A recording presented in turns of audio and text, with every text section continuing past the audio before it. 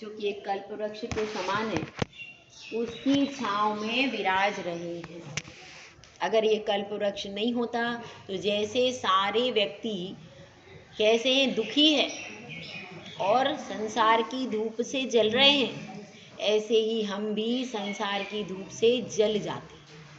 तो हमको छाँव कौन दे रहा है?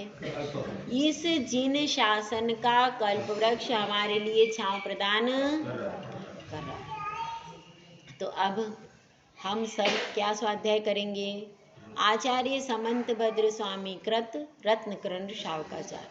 तो हमारा एक जो होता, एक अवगुण जो होता है, एक दोष जो होता है भगवान में होता है क्या? किसमें होता है? हम में होता है वो दोष, भगवान में। तो भगवान में शुदा नाम का दोष नहीं, ये अपन ने कल समझा था। अब क्या समझना है? अब दूसरा दोष कौन सा है? प्यास।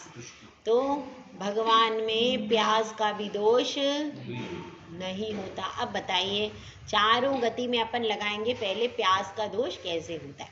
सबसे पहले चले नरक गति से। नरक गति के लिए क्या वर्णन आता है 6 डाला में? बताओ भाई, सुनाओ। सबने 6 डाला पढ़ी है?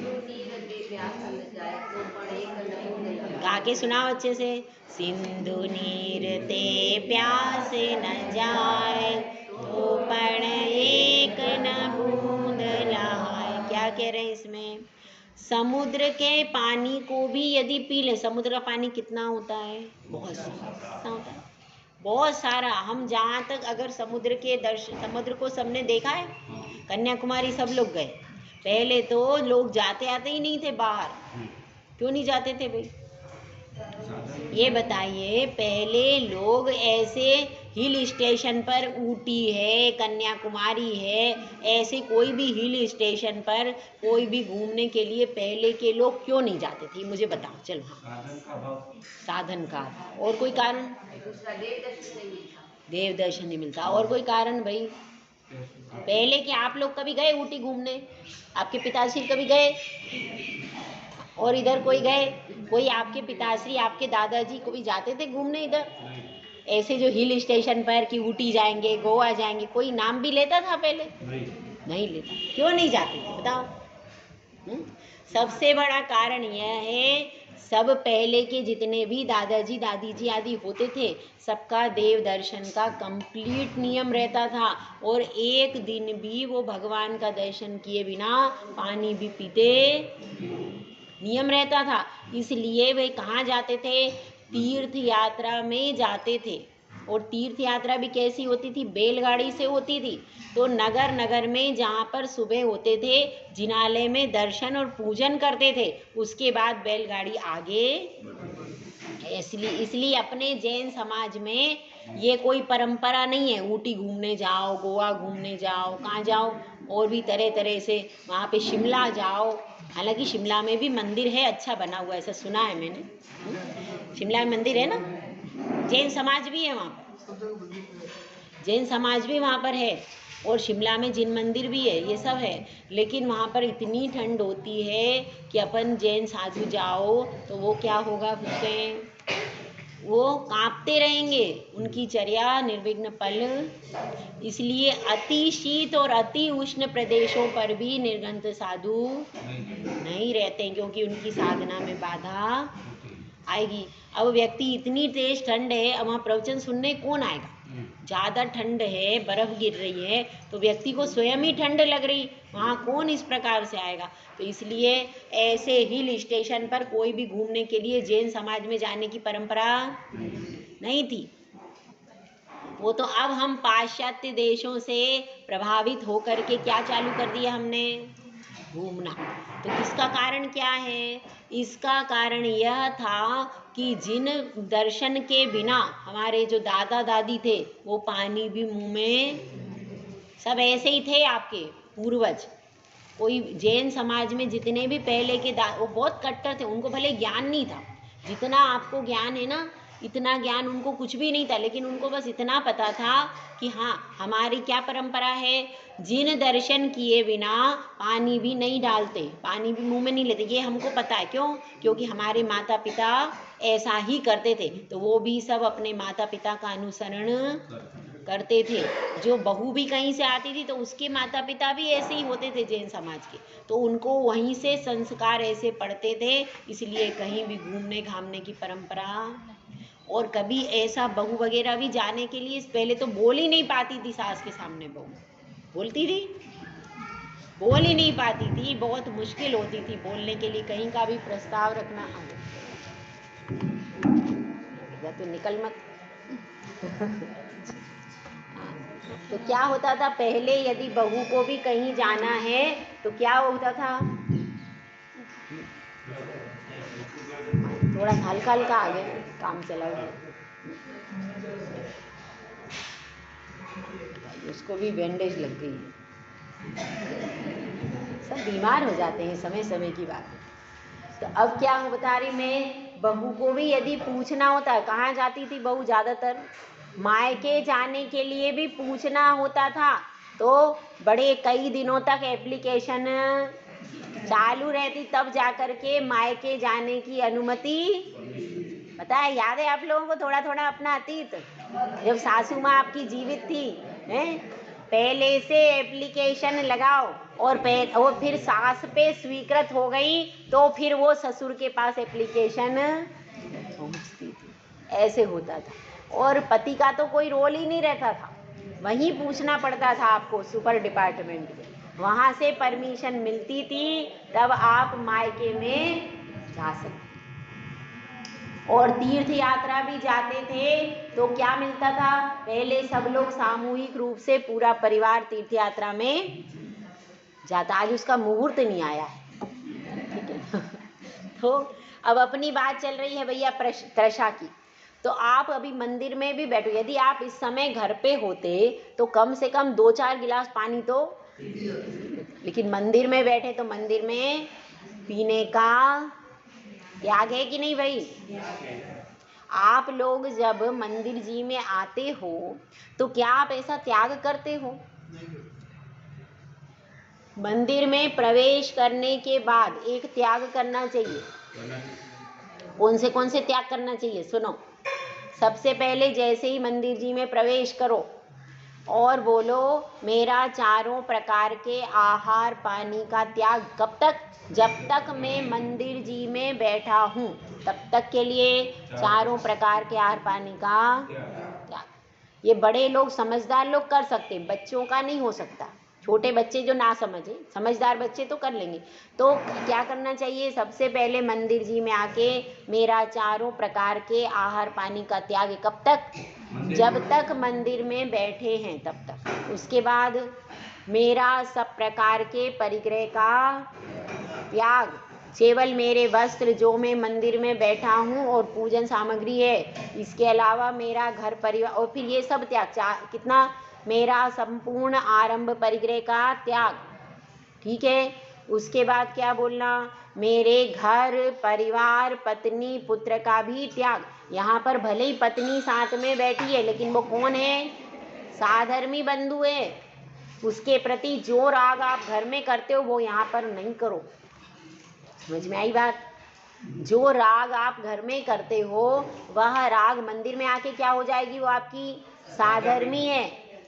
साधर्मी है वो, समान धर्मी, मतलब उसका भी जिन धर्म है और आपका भी जिन धर्म है। यहाँ पर मंदिर जी में वह केवल साधर्मी है, उससे कोई रिश्ता आपका नहीं।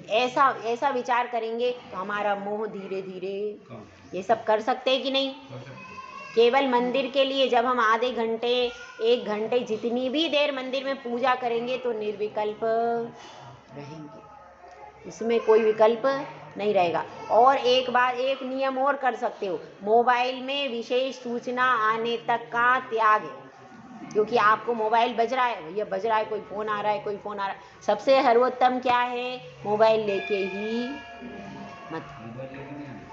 और नहीं तो कोई सूचना, अरे भैया वो बच्चा आ गया आपके घर में छोटा छोटा, अब क्या करो, पूजा वूजा सब।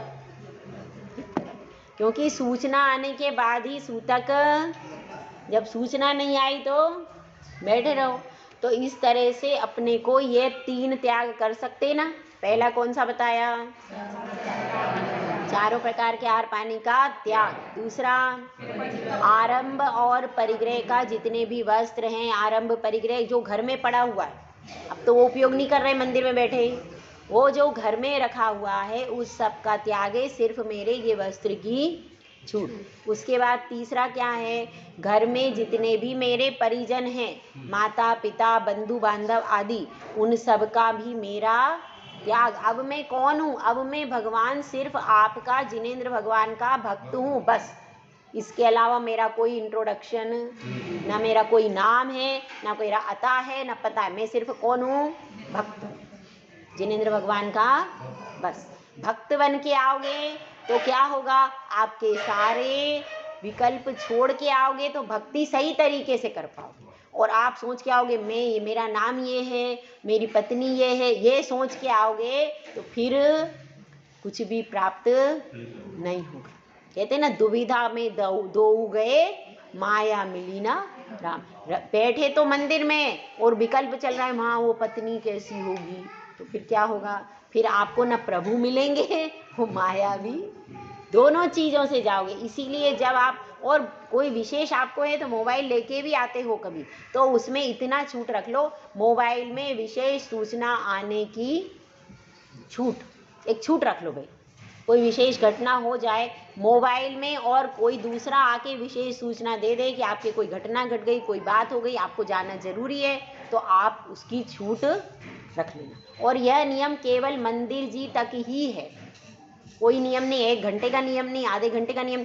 अगर आपने 5 मिनट भी दर्शन किया तो भी नियम पूरा है। 5 मिनट करो, रहो मंदिर में, 1 घंटे रहो, आधे घंटे, जब तक मंदिर में हम हैं तभी तक हमारा तीनों प्रकार का त्याग है। समझ में आया? ये त्याग आप लोगों का त्याग ही रहता है।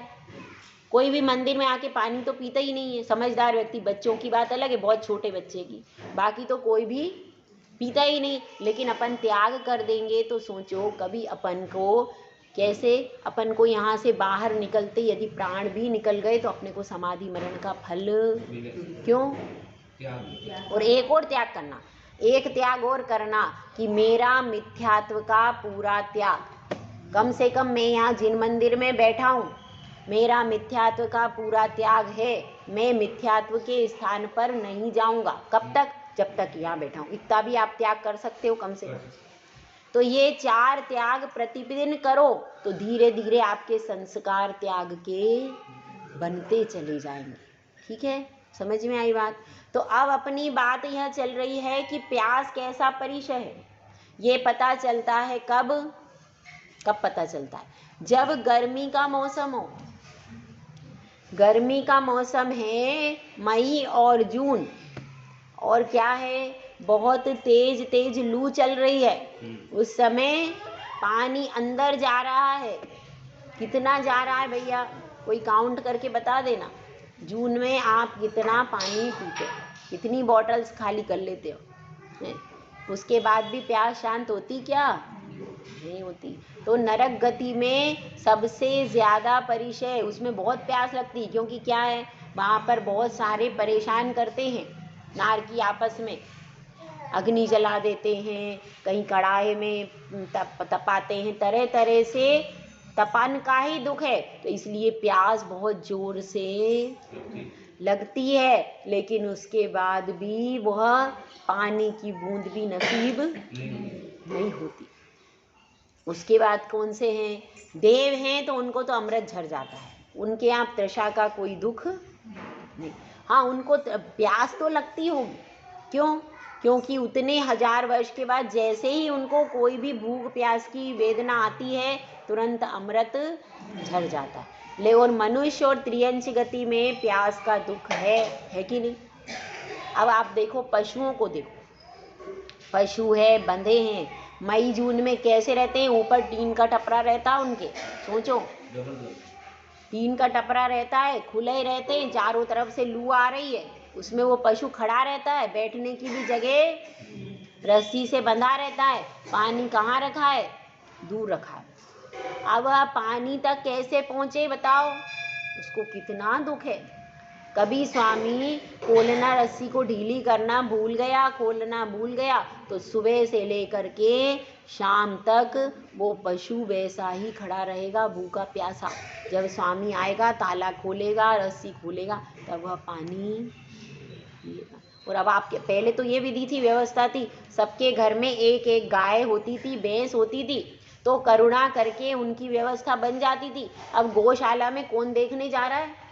गौशाला तो आपने बनवा दी, पैसे दे दिए, हाँ भाई हो गया। आप बताओ गौशाला में गाय कैसी खड़ी है, उसने उसका चारा कहाँ रखा है, उसका पानी कैसा रखा है, कौन देखने जाता है बताओ। इससे तो बढ़िया था अपने घर में एक गाय होती थी, घर में एक गाय होती थी, हम मिलके सब परिवार संभाल लेता था उसको, वो बढ़िया व्यवस्था थी। और अब क्या है, अब गौशाला में हाँ सब पैसे दे दो, गौशाला खुली, गौशाला तो खुल गई, पैसे आपने दे दिए, अब उनकी रोटियां भी वहां रख दी, लेकिन वो गौशाला का जो मैनेजर है पूरे दिन बैठेगा क्या वहां पे?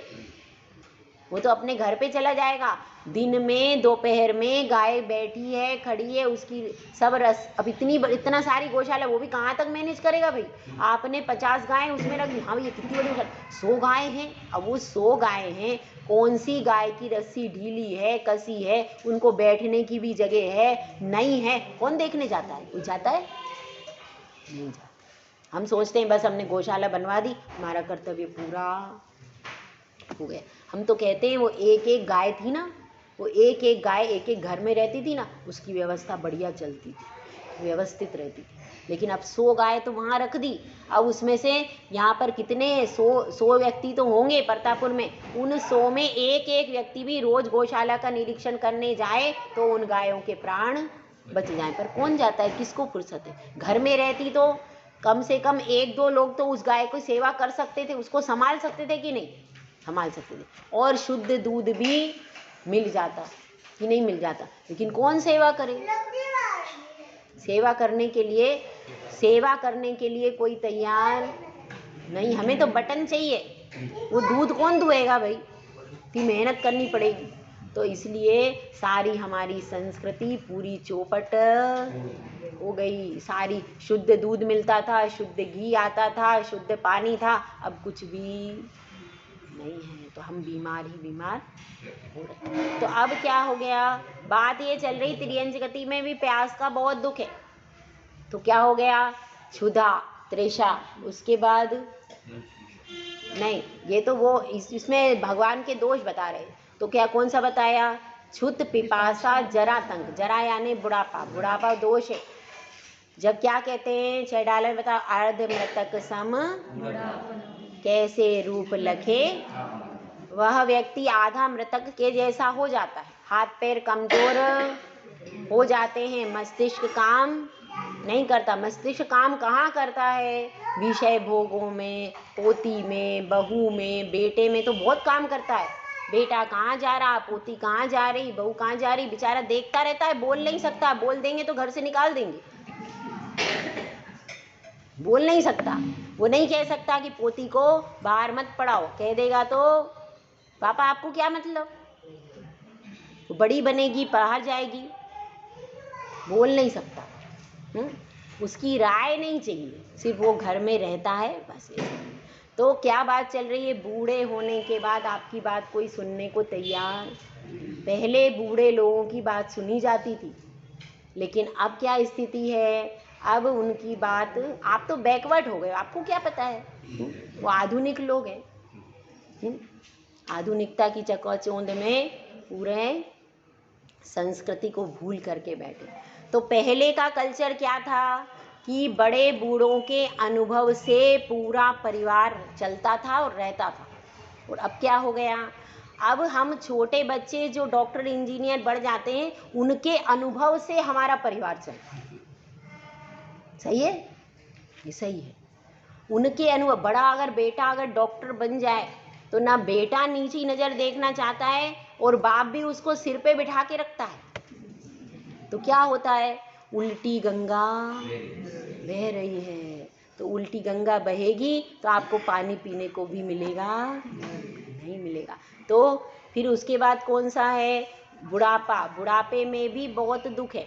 उसके बाद क्या है? आतंक, आतंक मतलब रोग। बताओ भैया, अपने शरीर में कितने रोग हैं? हाँ बताओ, याद है ना सबको संख्या? पढ़ाई किसी ने? बताओ। हाँ चलो जी बताओ। हाँ बताओ भैया, हमारा तो है ना सब कुछ पूछ पूछ के काम करते हैं, हमें कुछ ज़्यादा आता नहीं। हाँ बोलो, कितने लोग हैं? इधर से कोई बता रहा है? हाँ कितने हैं? कितने करोड़ हैं? हाँ 5 करोड़। और आगे? हाँ पूरा पूरा बताओ चलो। मेरे को याद नहीं है ना, बताओ। 5 करोड़ 68 लाख 99,500 5 करोड़ 68 लाख 99,584 इतने रोग इस पूरे शरीर में हैं। और अंगुली के पोर में कितने हैं? 96। कितने? 96 रोग तो इस अंगुली के पोर में, एक पोर में 96 होते हैं।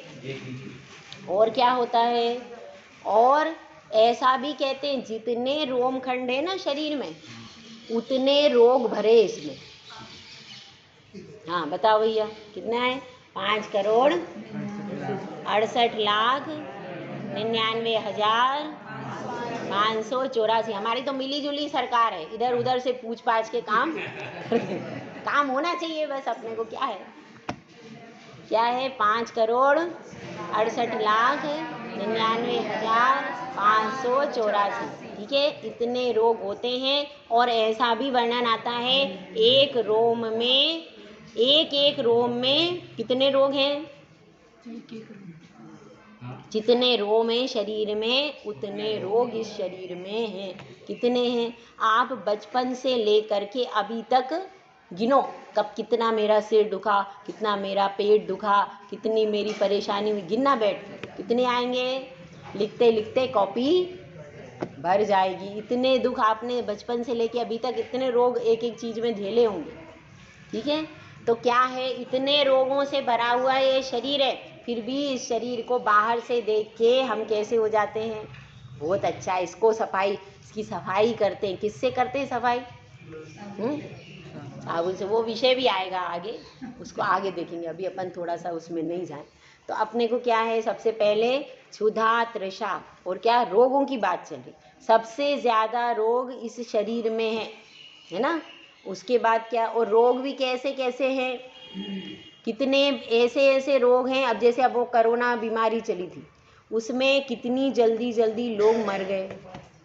और बीमारी से नहीं मरे, वो डर डर के ज्यादा मरे। डरने के कारण, क्योंकि जिनके पास फुल कॉन्फिडेंस था उनका मरण नहीं। कॉन्फिडेंस कम होने की वजह से वह बीमारी हमारे ऊपर हावी हो गई। इसलिए सोचिए कि आत्मा का विश्वास कितना ज़्यादा इम्पोर्टेंट है। जिनको अपनी आत्मा पर श्रद्धान है, जिनकी अपनी आत्मा पर श्रद्धा है, दृढ़ता है, वो कभी भी किसी भी चीज़ में हारते नहीं, वो हमेशा जीत जाते। तो अब इस तरह से अपनी बात चल रही है। कितने दोष हो गए भाई? क्षुधा, तृषा और बुढ़ापा और रोग। और क्या है इसके बाद? क्षुध, पिपासा, जरातंक, आतंक। आतंक मतलब रोग हो गया। क्षुध, पिपासा, जरातंक, जन्मांतक। जन्म, जन्म मरण का दुख कैसा है भैया? अच्छा है? इतना अच्छा है? बच्चे का जन्म होता है, आप लोग खुशियां मनाते हो, बैंड बाजे बजाते हो। हाँ, आदिनाथ भगवान की जयमाला पढ़ो तो सही है, लेकिन आप खुशियां तो बहुत मनाते हो जब बच्चे का जन्म होता है। तो हमारे घर में हमारे कुल का दीपक आया है, बड़ी खुशियां मनाते हो। जन्म तो अच्छा है, जन्म में क्या बुराई।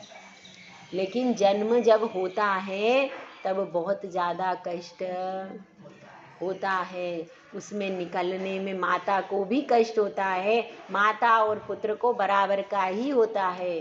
कोई ऐसा नहीं है कि पुत्र को, पर अपन सब भूल गए। जब उस वक्त तो इतनी सुध-बुद्धि नहीं थी, जिस समय जन्म हुआ तब इतनी सुध-बुद्धि नहीं थी, उस समय कष्ट हुआ तो अब याद नहीं है। पर जो माताएं हैं जिन्होंने कुल गौरव को कुल गौरव का सौभाग्य प्राप्त किया है, कुल गौरव का सौभाग्य प्राप्त किया है जिन माताओं ने, तो वो माता जो है वह भी जानती है कि कितनी तकलीफ होती है क्या भाई? तकलीफ होती है, तकलीफ होती है, बोल रही हूँ। मुझे तो याद नहीं, मैं तो बचपन की भूल गई, मुझे पता ही नहीं। तो उसमें भी बहुत ज़्यादा तकलीफ होती है, इतनी तकलीफ होती है कि कहते हैं उस समय स्त्री कहती भैया इससे तो आर्य का दीक्षा ले लेते तो बढ़िया रहता, कहाँ की परेशानी है। तकलीफ होती है, ऐसा लगता है। कहते हैं ये शमशान का वैराग्य होता है और एक प्रसूति के समय का वैराग्य होता है, एक जन्म के समय का वैराग्य होता है और एक शमशान का वैराग्य। शमशान में भी व्यक्ति जाते हैं, हाँ भैया क्या बात है, हाँ वो चले गए, वो रो रहे और बड़े दुखी हो रहे, वो जला जिलू के आए उस समय शमशान में, हाँ संसार में कुछ भी नहीं है संसार में, हाँ बहुत दुखी, हाँ रो रहे, परेशान हो रहे। कितने दिन? एक दिन। फिर शाम हो गई, फिर भैया आ गए, घर में भोजन कर लिया, वह वैराग्य शमशान का, शमशान को ही वापस लौट के चला गया, शमशान का वैराग्य। और प्रसूति के समय भी बहुत वैराग्य होता है स्त्री, अरे क्या करें, इतनी तकलीफ। और जैसे ही वो कष्ट खत्म होता है, जैसे ही वो बच्चे का जन्म हो जाता है, क्या होता है, वो बच्चे को देख के सब कष्ट भूल जाती है और उसके मुंह में पड़ जाती है माता। बच्चा भी धीरे धीरे बड़ा होता है, वो संसार के मोह में पड़ जाता है, माता बच्चे के मोह पर पड़ जाती है और सारा कष्ट भूल के फिर वैसे के वैसे उस समय का वैराग्य भी हो जाता है खत्म। तो इस तरह से ये समझना हमको कि इतने कष्ट को होते हुए भी वही घटनाएं एक वैरागी के जीवन में भी होती हैं और वही घटनाएं एक रागी के जीवन में भी होती हैं। लेकिन वैरागी देखता है तो उसको कैसा हो जाता है, उसको इन सब से वैराग्य हो जाता है, वो दीक्षा ले लेता है, और रागी को कोई फर्क ही नहीं पड़ता, उसको कोई फर्क नहीं पड़ता, वहीं पे वो घटनाएं घटती रहती हैं, एक दिन 2 दिन रो लेता है, परेशान हो लेता है, फिर वहीं रह जाता। तो अब ये समझना है, क्षुधा, तृषा, बुढ़ापा, रोग और क्या, जन्मातंक है ना। फिर अंतक शब्द आया, अंतक मतलब मरण में भी बहुत ज्यादा दुख, मरण भी सुखी नहीं करता है, क्या करता है, दुखी ही करता है। मरण के समय भी आत्मा के प्रदेश इस शरीर से पूरे खींच के बाहर निकलते हैं, वो रोम रोम से बाहर निकलते हैं आत्मा के प्रदेश, बहुत ज्यादा वेदना होती है। तो उस वेदना को भी इसीलिए समाधि के समय में साधु को सावधान किया जाता है। क्यों किया जाता है? कि उस समय वेदना इतनी हो रही है, इसीलिए पूरी जीवन भर अभ्यास कराया जाता है कि यदि आपका अभ्यास अच्छा रहेगा तब अंत समय में, समाधि के समय, शरीर में अपार वेदना होने के बाद भी आपका उपयोग आत्मा की ओर लगा रहेगा। नहीं तो अपार वेदना में बड़े बड़े साधु भी विचलित हो जाते हैं, बहुत ज़्यादा वेदना होती है। तो इसलिए मरण का समय भी बहुत ज़्यादा दुख है, लेकिन जिसने दीर्घ काल से साधु ने अभ्यास कर लिया, वह उस कष्ट को सह करके भी क्या होता है, उस कष्ट को सह करके भी वह आत्मा में ही उपयोग लगाता है। जैसे कि वो सियालनी खाती है तो भी उपयोग कहाँ लगता है, आत्मा में।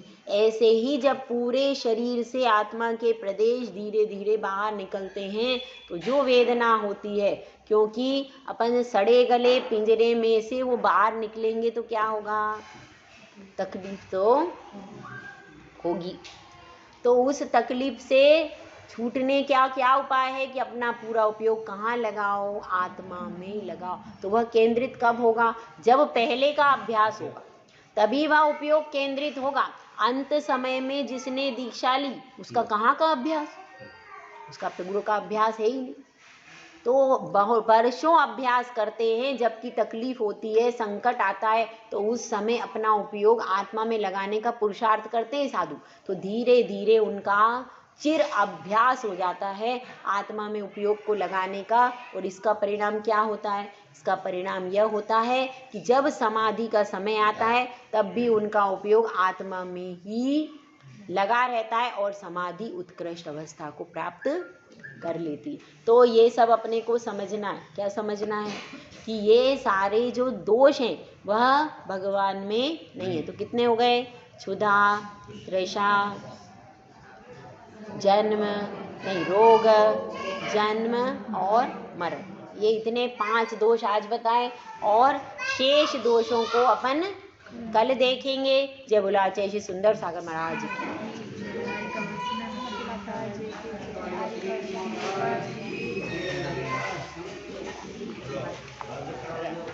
वो देख नहीं सकते, पढ़ नहीं सकते।